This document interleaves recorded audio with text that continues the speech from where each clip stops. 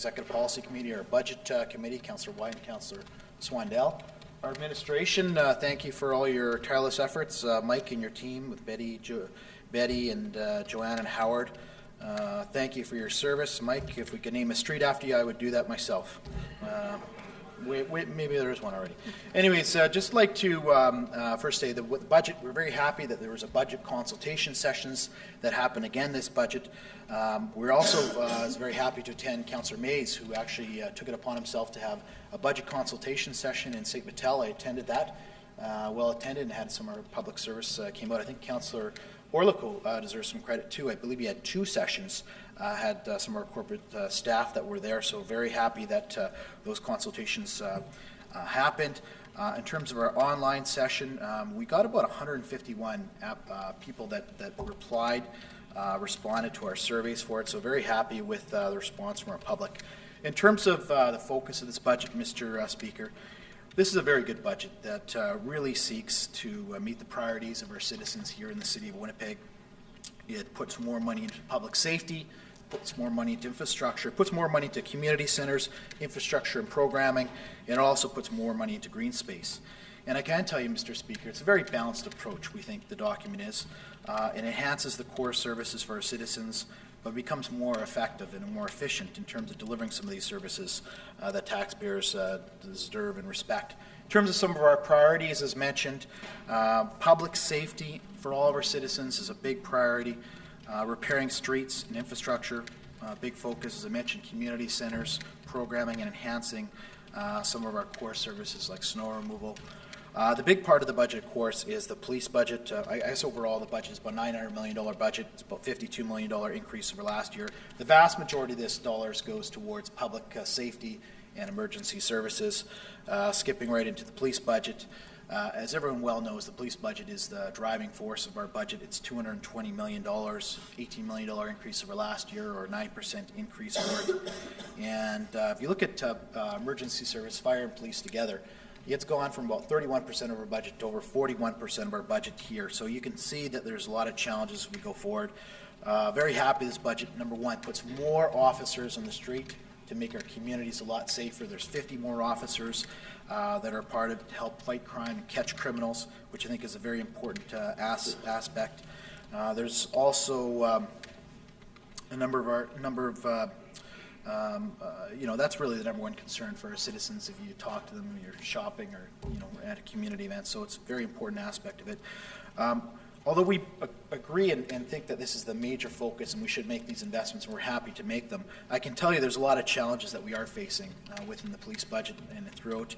Whether you're putting more officers in the street, the escalating labor costs, that's throughout the nation, not just here in Winnipeg that we're facing, and the obligations, the defined benefit plan is something that's adding $7 million from this year and from future years into our budget is something that is very much challenging us.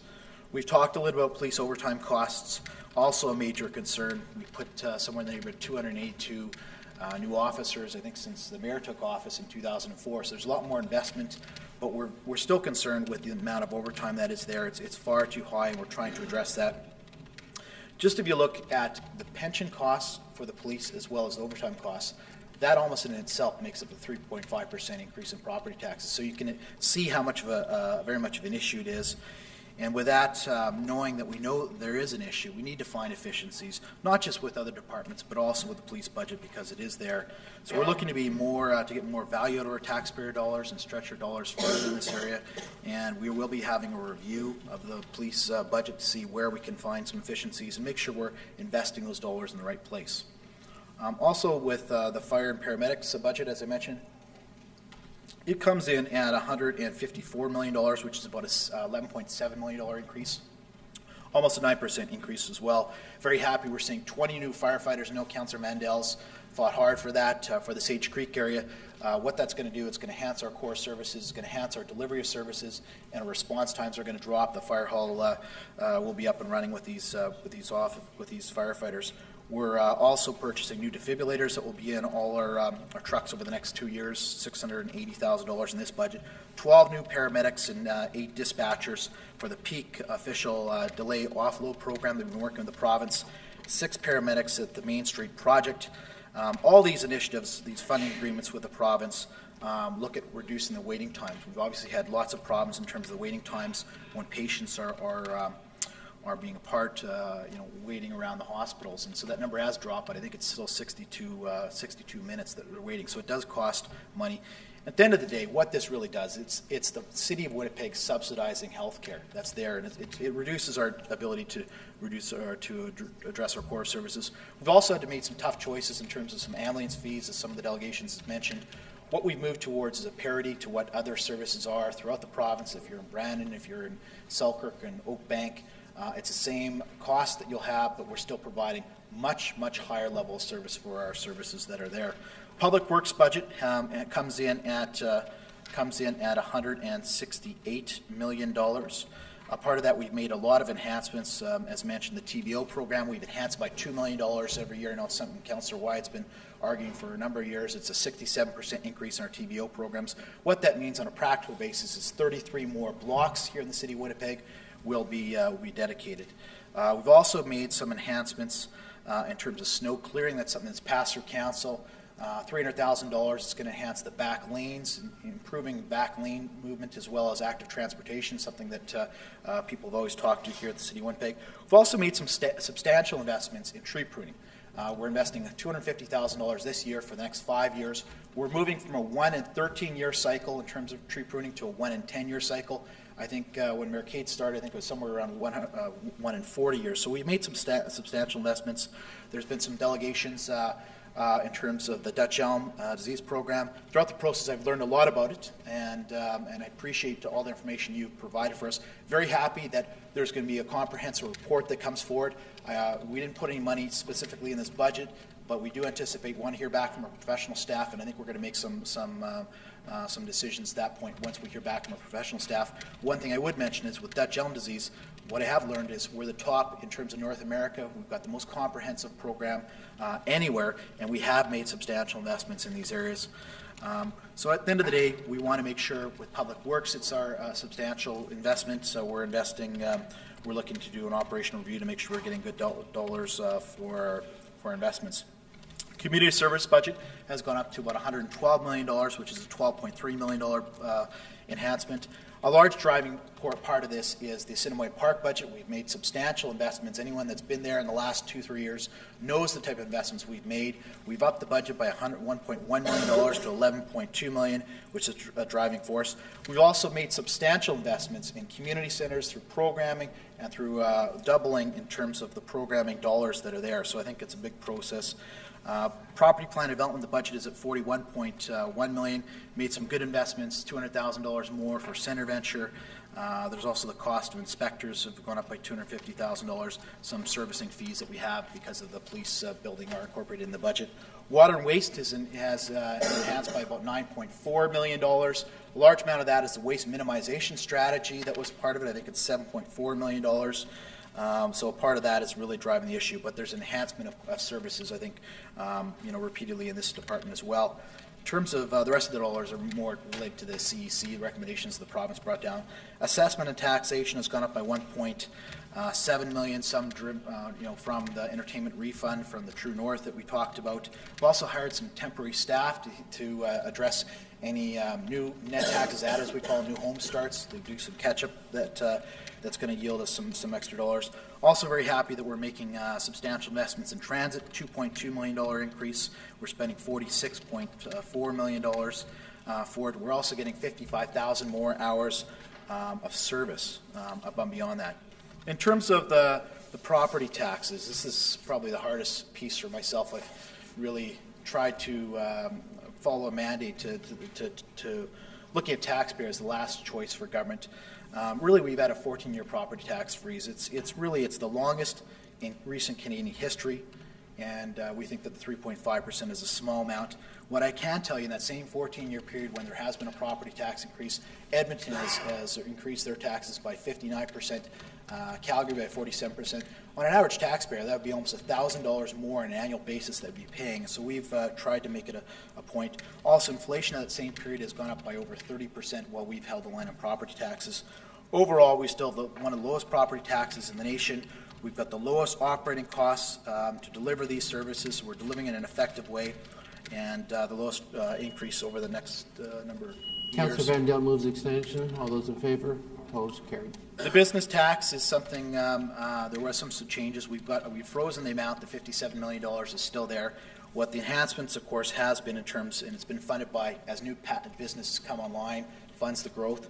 So what it shows was that about 40.5% of all businesses here in the city of Winnipeg get a rebate. So they pay their business tax, they get a rebate. That's the smallest businesses.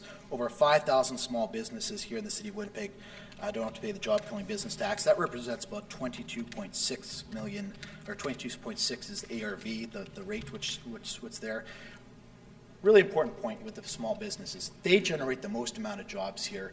I can tell you, our families, small business owners, and people realize the amount of effort, the capital, if you're successful, or you're not with businesses, the amount of effort that goes in this, and they're the driving force. So that's why we've made this a focus in terms of our investments.